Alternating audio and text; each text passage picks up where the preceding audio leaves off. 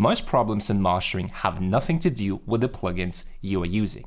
They come from lack of understanding what you are doing and why you are doing when mastering music. So in this video, I'm going to finally teach you the full system of how a professional mastering engineer thinks when mastering music. So I'll explain what we do, why we do, and how to do it. So you can finally make your music as loud, as clean, and as competitive as those professional tracks you hear on Beatport and Spotify. And let's check the results before and after the mastering.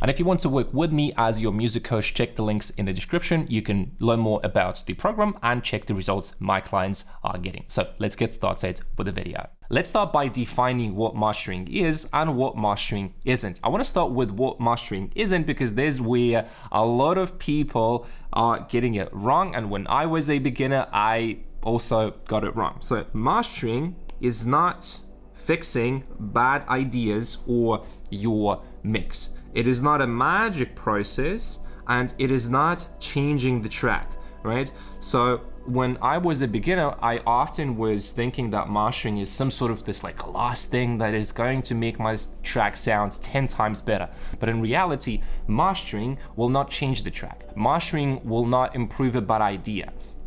Mastering works only if you have a good mix, a good idea, and you are doing the process correctly. So now that you understand what mastering is not, let's get into the juicy part. So I'll explain what mastering is. So number one, loudness normalization. So in the industry right now, you have to be competitive, right? So number one is obviously going to be the loudness, right? So your track should be somewhat like similar loudness as those reference tracks, which makes your track competitive. And when you listen to music on streaming services, we want to make sure that your track is competitive, is comparable to the references, and as well on the dance floor. Okay. Now, the second thing, what mastering is, it is character and tone shaping. And here I want to talk about two things. So there is a technical side, technical part to mastering, which is loudness control and mix translation. To make it really simple for you, when I say technical, it is all about delivery, how the track will be delivered to the platforms. It's not so much about the creative things, okay? So we'll dive into that in more detail, but I want to spend a little bit more time on creative part of the mastering. So creative part is where the magic, like quote unquote magic, happens. So for example, creative part of mastering is things like when you ask yourself, do I want my track to be aggressive or smooth? This is like the way that you describe the track. Then bright or dark, tight or loose, dynamic versus squash, right? You can see like a visual representation of a lot of dynamics. We're on the other hand, we have this squashed line, right? So these are the creative questions, and you can see there's a little bit of difference between like just technical, like translation, loudness management, like all that stuff, compared to like aggressive, smooth, bright, dark, tight, loose. Those are like feelings. So this is the difference between the creative part of mastering and technical part of mastering. So what I want to emphasize here, stress, is creative side of mastering is your artistic intent. This is the most important part from this.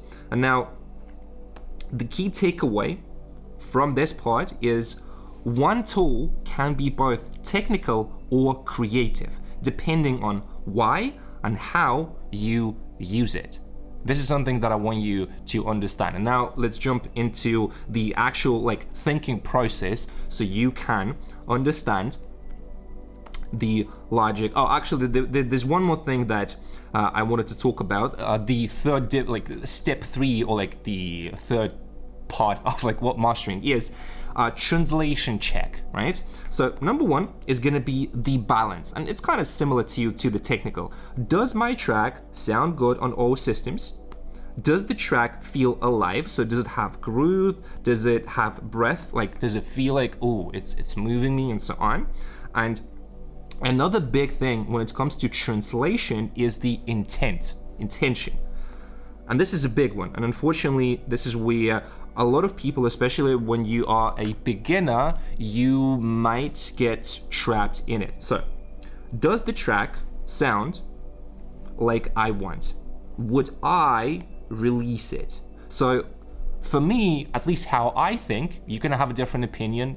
Mixing engineers can have a different opinion. I don't really care. This is my world. This is my music. This is my art. For me, my artistic vision is way more important than the industry. I could care less about the numbers, how loud the tracks are, how tight, compressed, whatever term you use for that. I don't care about that. This is my track, and the way that I see my track can differ from the industry. And I'm okay if that's gonna put me in maybe like unfavorable position. Okay, maybe my track is gonna be slightly less loud, but you know what? I'm not gonna compromise my vision. But it doesn't mean that if you have a vision, it doesn't mean that it cannot go with the industry standard. All I'm saying is we do not want to compromise because it's normal, right? So don't compromise. Just see what you want, understand what you want, and then based on that, make your decisions. So now you understand the definition of mastering, what mastering is, what mastering isn't. Final thing before we jump into the process, one more time, I want to stress that mastering should not change the idea of the track. If mastering changes the idea dramatically or like significantly, then my friend, you're doing something wrong. So it's worth to go back to the mixing, to the production, and then transition to mastering. Now, let's cover the actual mastering process and the tools. So the mindset that I have, and I hope that I can give you the same framework, the thinking process is,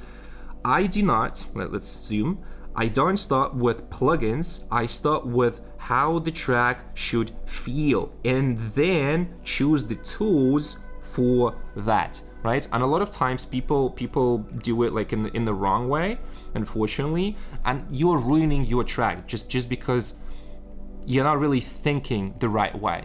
Mastering is not a complicated process, okay? So let's jump into the questions. When I start a track, I ask myself, do I want it to be more, let's say, red one, do I want it to be more aggressive? Do I want it to be darker or brighter? Do I want it to have more energy, more glue, more pressure? Like more pressure in my opinion is like the amount of like compression, so how like much you're compressing and so on, but we don't have to get into too much detail here, right? This is your starting point. So you listen to the track and then you analyze and then you ask. And after that, you make your decisions. After you asked the questions and you understand what your track needs, what we need to talk about is the tools. So they are generally, I would say, 3 categories of tools. 4 if we are counting like limiting and stuff. But number 1 is control. And this is really like controlling the dynamics. So for that, I would normally use compression, multiband, and clipper. I'll show you how to do that. Then the second one is the tone and character. So this is tools like EQ saturation, which help you to change the tone of the track. Okay? And then the final one is going to be delivery, which is the limiting. And limiter is also a part of control. So we can think like that as well. But to make it simple, let's just make control about compression, multiband, and clipping. And the final one is going to be stereo width, which is either EQ, where you use EQ to widen or make the track more narrow, or you use some sort of like widening tools, which we're going to talk about that. And again, the process I want you to use, the thinking process I want you to use is this. This is how I think. I think categories, not plugins. Plugins are the tools to do the job. And now you can finally understand that it doesn't make sense to ask, what's the best mastering plugin? What's the best mastering chain? Like this and that. No, like it's just not gonna be very helpful, right? So instead, intention is everything. You first have the goal, the artistic vision, and then you use the tools, okay? Now, I wanted to break down an example of my mastering chain, and we're gonna master the track. So number one, what I use is EQ, right? Let's just use a white color. So EQ is a tone and correction. So basically, let's just imagine that number one, the track is it's flat, right? But I want to go from this to like a slightly different tone. Maybe I want to go like something like this, boost the lows, then go like a little bit like a dip on the mids and then boost the highs. This is just like a schematic example, right? But basically with an EQ, this is what I'm doing, right? So I'm EQing here, I am EQing here, and I am EQing here. So I am impacting or like changing the tone of my track. All right, cool. Now, next thing, multi-band compressor. Multi-band compressor can be a control plus the tone tool depending on how you use it. So often in my mixes, this is just something that, you know, I see a pattern in that. So often, let's draw a curve here. Okay, so this is number one. This is gonna be my curve of the track. So very often I would have slightly too much bass, maybe a little bit here and something like this, right? So these are the areas that I want to control, right?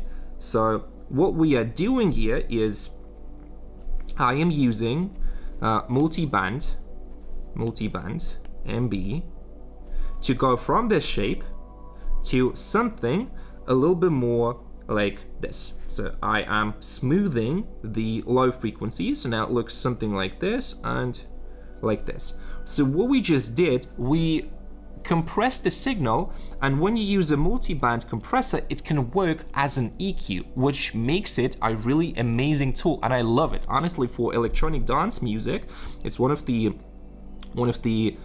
best tools, at least like in my opinion, right? So then we are just controlling, changing the balance here, right? So this is like reduce, and here reduce. So when I say reduce, I mean compression, basically, right? Compression. Now let's go to the next thing, which is going to be the saturator. So for the saturator, this one is also about tone, and depending on what plugin you use, it's actually I would even say it's tone plus control as well, but not always, right? It really depends on how you use these tools. So both of these tools can be like control plus tone or just control. So back to the saturator. So when it comes to the saturator, again, we can go and let's say that this is going to be our mix. So it's pretty flat, right?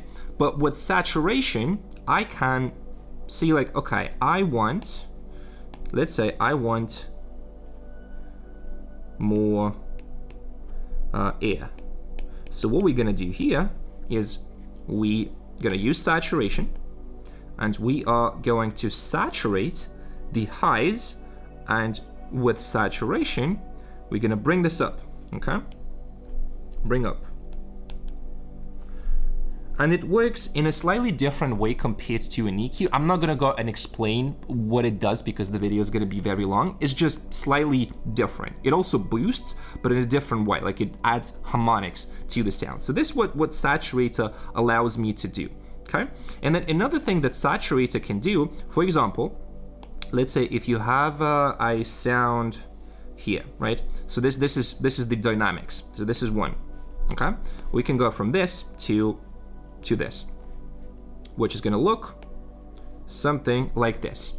So saturation can be a dynamic tool. We are reducing the dynamics of the sound, because when the sound touches the ceiling here, right? Basically, it soft clips. So in simple words, soft clipping, just for simplicity, let's say we are just cutting, like we just cut peaks. So that means that we can use that to change the dynamics of the mix. So this is how saturation can be the control and the tone. Now, Clipper is a very similar tool. So for the Clipper, let's go with something like this. This one is very simple. So let's say we have a peak. All Clipper does is we set the ceiling here and we are just cutting that peak. So the way that it looks is going to be something like this. So this area is cut. And that helps us to get louder, punchier as well at some point, punchier mixes. So for loudness, I would say this is like the must-have, the most important thing when it comes to the Clipper. And then the limiter, this is going to be the last one. This one is basically, again, in simple words, I'm keeping it very beginner friendly. We are just pushing, let's say this is going to be our mix. So no limiter. So what the limiter does is we go from here, we are, let's say, adding,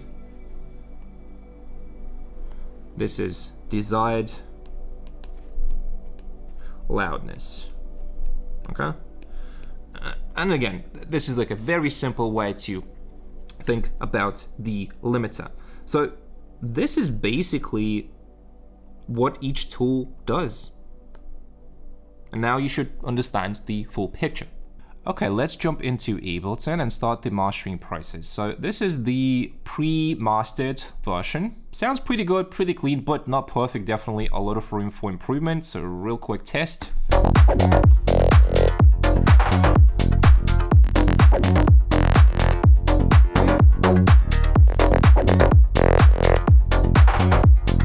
So really nice. And if you are a beginner, actually it doesn't matter what level you are, it's really nice and really important to have a reference. So this was the reference track that I used when I was producing my track. So let me play real quick.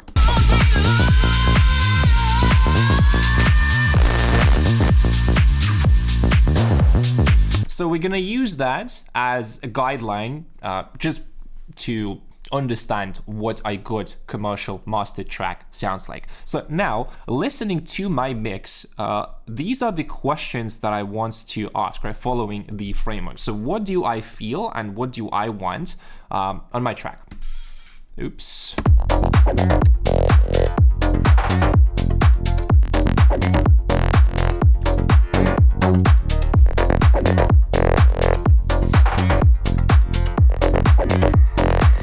So I definitely want to have more glue, more pump. So that means applying compression. I want to change the tone of the track a little bit so the bass is not like as boomy, because I feel like it's slightly too much. And then really quickly, this is another tool that I use all the time. So studio emulation software, RealPhones. By the way, I'm not sponsored, but this tool just changed my life. So we can just really test this.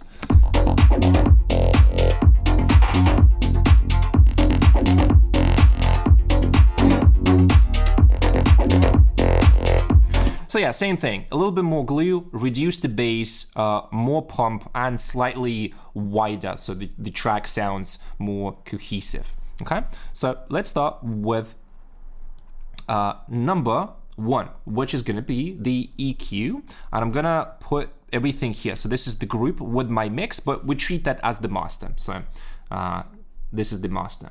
Okay, so I start with an EQ, and on the EQ, what we're gonna do is obviously listen to the track, but I already know what I want to do. So very often, I'm gonna go and I'm gonna reduce a little bit on the mids and just solo what I'm saying, something here. Okay, so check it out.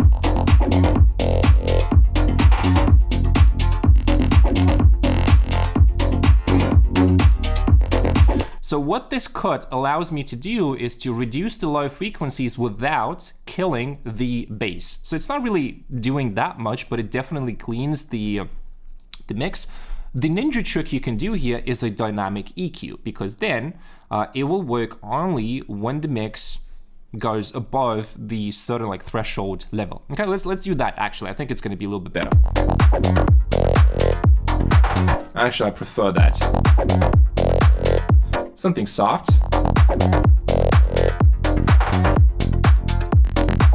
Which keeps my mix alive. Okay, now listen on big speakers. Oh, actually, I need to key map this real quick. I do have it already. Cool.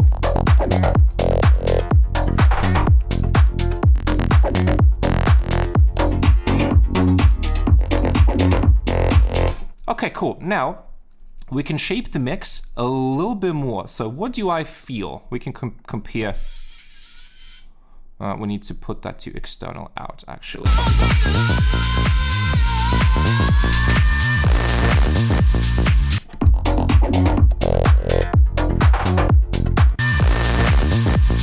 Yeah, honestly, I'm already starting to like mine a little bit more. Oftentimes, I would reduce a little bit here so we can just solo and go like... Just make sure you don't do too much. Let's remove the reverb. So oftentimes, I would boost here on the mids just for more presence, because the clarity is in the mids, not in the bass, guys. So this is something that I learned with experience and a lot of ruined tracks. All right, this is cool.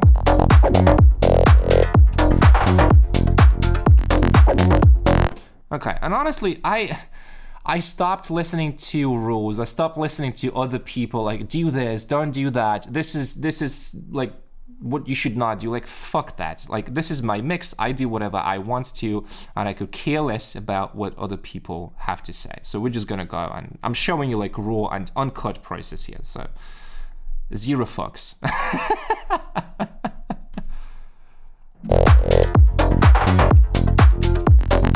Okay, let's balance a little bit.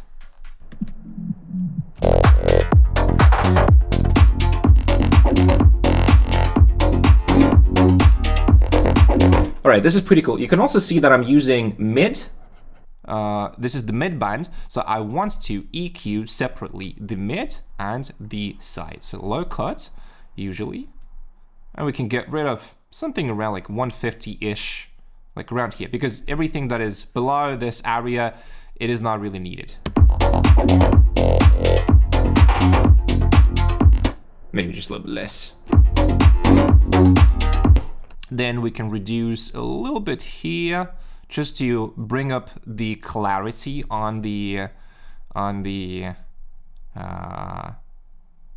mid side, because this is like 1K is where the clarity of the mix is. And then finally, what we're gonna do is increase a little bit on this sides here, like with a wide band, something like this. Just be careful to not to do too much.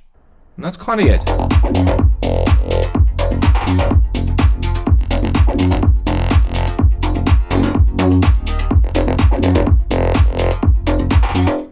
All right, that's pretty cool. That's what we do for the EQ.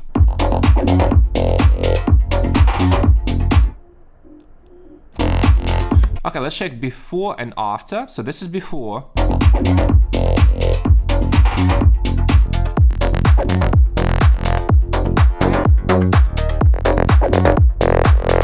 Okay, not bad, not bad. We'll fine tune that.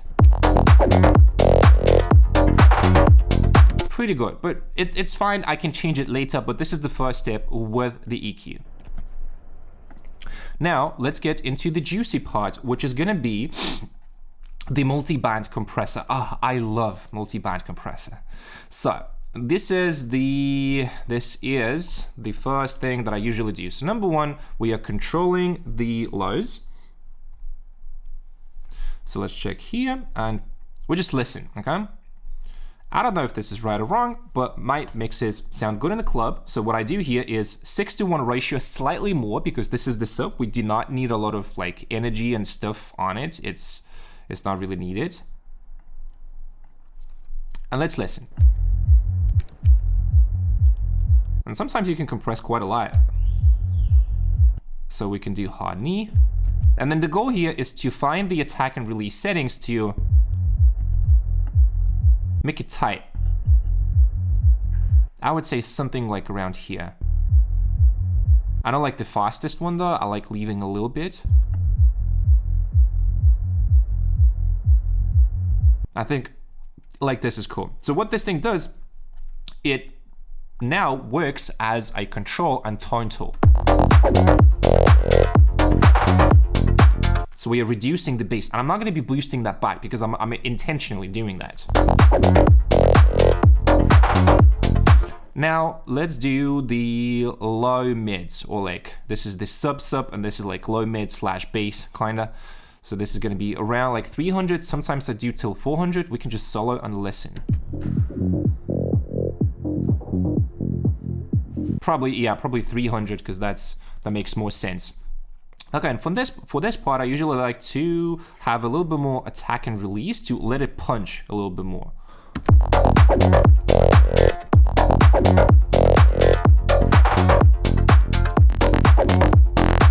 You can go like this, and you can pay attention to how much the tone changes with multi-band compressors. So I'm trying to find the sweet spot.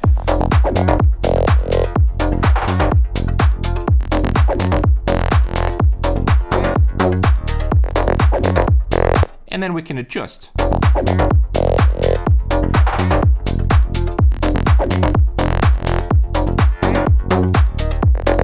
See, that's pretty cool. And I'm trying to find the attack and release settings that help me to glue and emphasize the pump, the groove of the track. So we are working on the energy, on the aggression, like the pump, like all the questions that I asked when I started the process.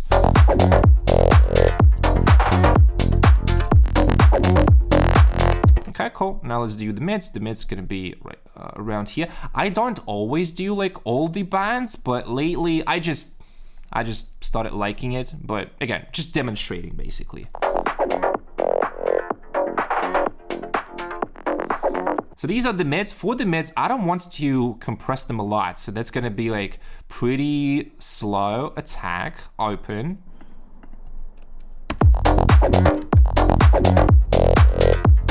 Because if you compress too much, unfortunately, it's gonna kill the dynamic. So we want to be careful.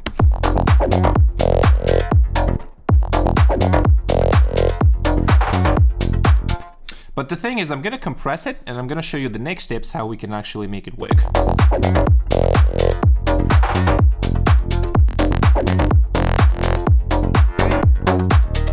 Okay, so pretty open.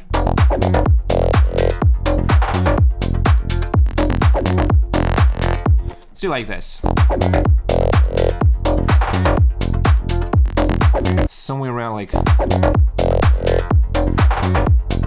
Cool. And then the last thing is going to be the highs. And what I sometimes do on the highs, this is going to be a little ninja trick. What you can do is you can click on free, and we're going to use the low band to trigger, basically when the kick plays, it pushes the highs a little bit up. So what this allows us to do is to have more dynamics on top, like on the high frequencies. Ratio, let's set to 2.5.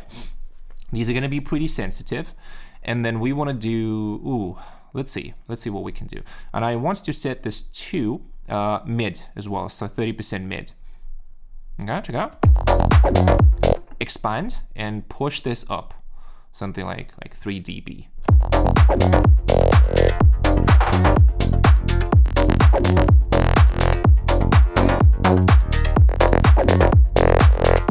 Just a little bit.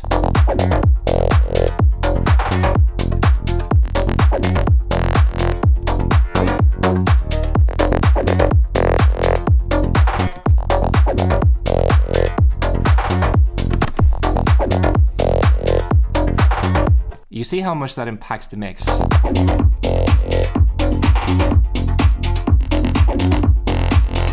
And then we go a little bit like this. Okay, and really quickly before and after.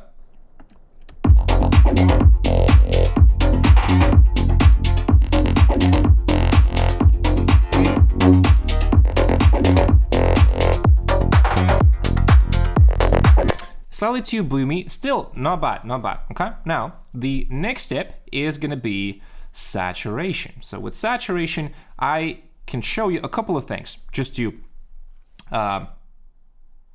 explain like the thinking process and push the limits a little bit as well. So what we can sometimes do with saturation, and for some tracks, it's fire. We can go like this.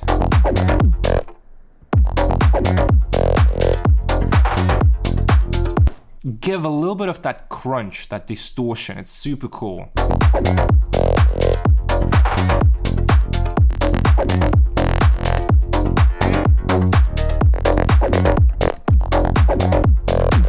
Obviously, I'm exaggerating, but I would probably choose tape, warm tape, because it adds a little bit of the bass, and since we reduce the bass, it's going to be pretty nice. And then I'm going to show you the dynamics here just a little bit. Let's go like...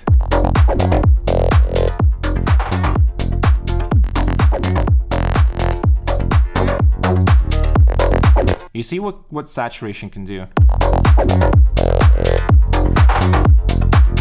But that's obviously too much, so we just want to be very careful, and I'm setting that to mono, mostly. And then we can go something like this. Envelope generator, do something like this. Again, I don't know if this is something that like pro mastering engineers will do. Honestly, I don't give a fuck about how other people do it. I just do my thing. So...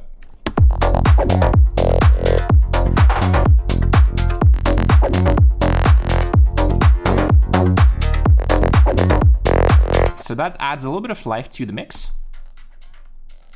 And then we can mix, let's say, like 50.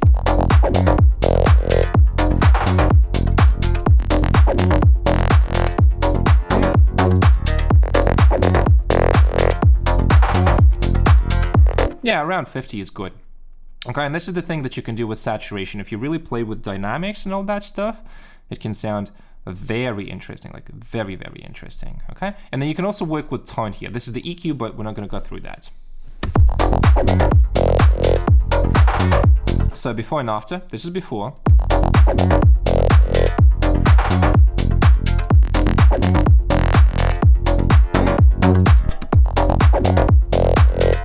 So the mix starts to have more punch, more clarity. The balance is cleaner as well. Okay, and let's loop the next part, so like I'm not really doing the same thing here.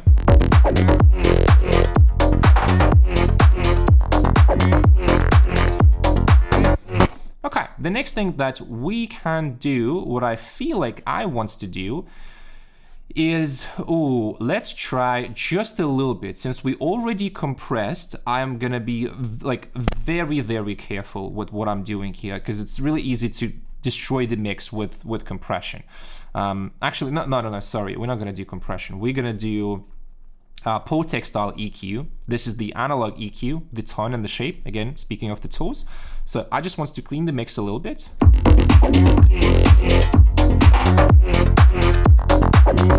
So let's do a little cut on 300. So I'm gonna exaggerate.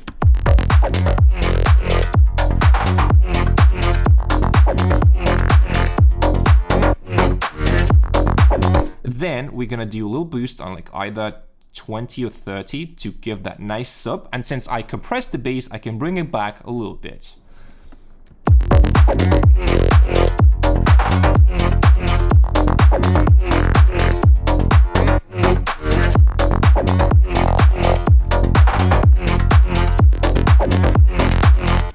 Pretty nice.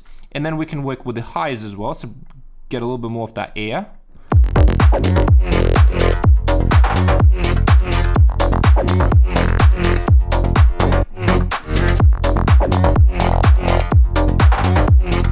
Something like this is cool. Okay, cool. And then we can work with this band as well, maybe a little bit like. All these changes are very subtle, not doing like anything crazy.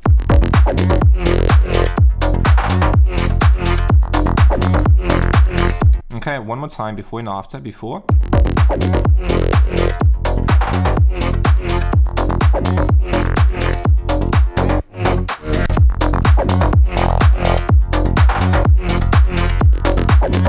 Pretty cool, huh?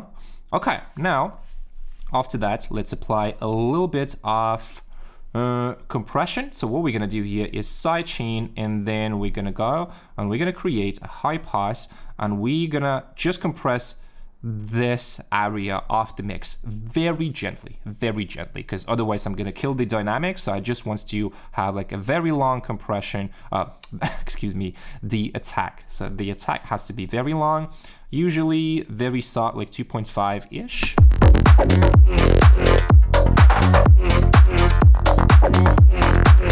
Actually, one thing that I would do here slightly differently is, before I jump to that compressor, let's cut the peaks with a clipper.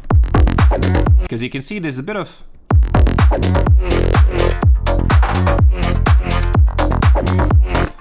stuff going on here. So let's reduce that.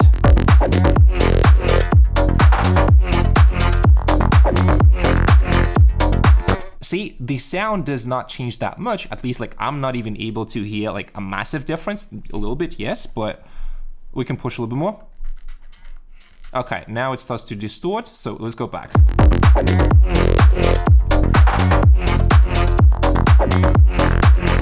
So now what happens is, if you look at the, let's go to the limiter here, just to show you visually,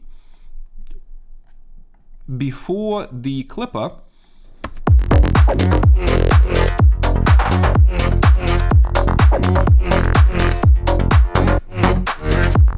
see, not very consistent with the clipper.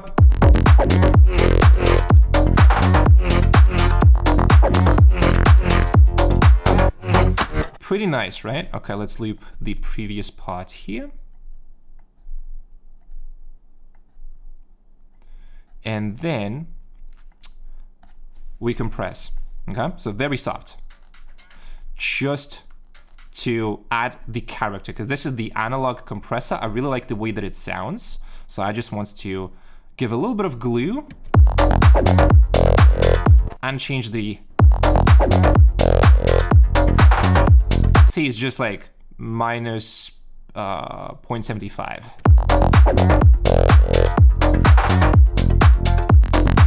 Probably would go with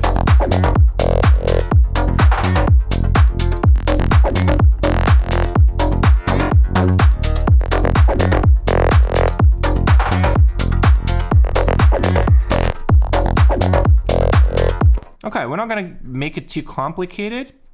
That's pretty much it. You can see for the whole mastering chain. So before and after, this is before.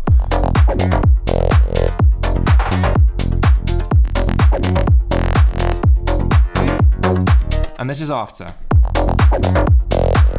See?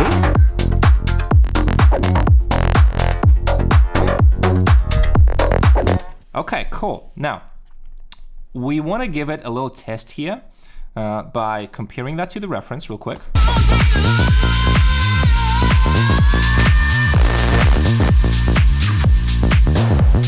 Listen to mine. I like mine more, even though like this is the track that I really like. I think I played it on my DJ sets. Anyway, final test is going to be real phones, and then we're going to go ahead and limit, and this is it. This is the mastering chain. Just check it out. This is so good. Oh wait, that was with utility, so check it out.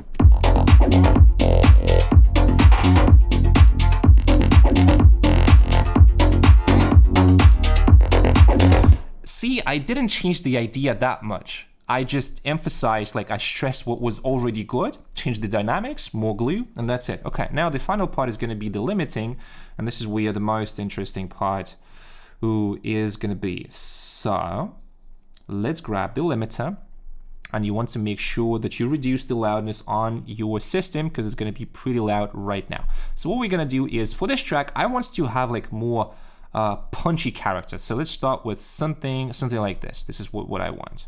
Okay, so let's reduce and go ahead and start limiting. We can actually limit on, I think, the main channel, just because it tends to react to the peaks better. But technically there's no difference. Okay, so let's go here and start limiting. So look ahead 5 seconds. And let's start limiting. And then the limiter will expose any things that you need to improve.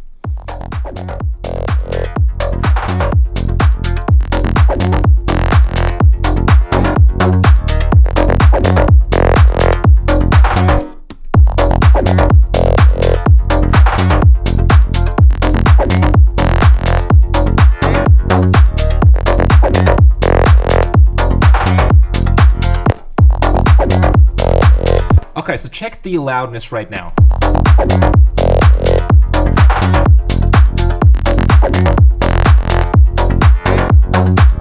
The mix is very loud, like -6.8, although I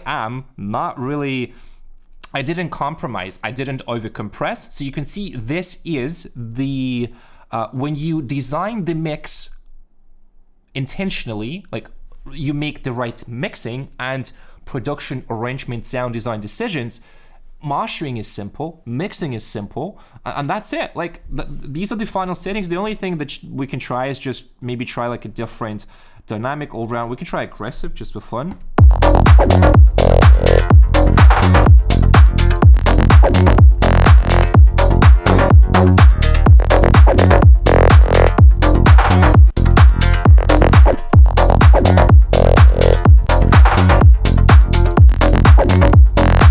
I like the all-round, but you can play with the algorithms. Okay, so this is the full process on mastering. So now the question is, how do you actually do everything before the mastering? So how do you mix, EQ, do all that stuff so mastering is easy? In my next video here, I'm gonna teach you exactly that, how to get loud and punchy mixes.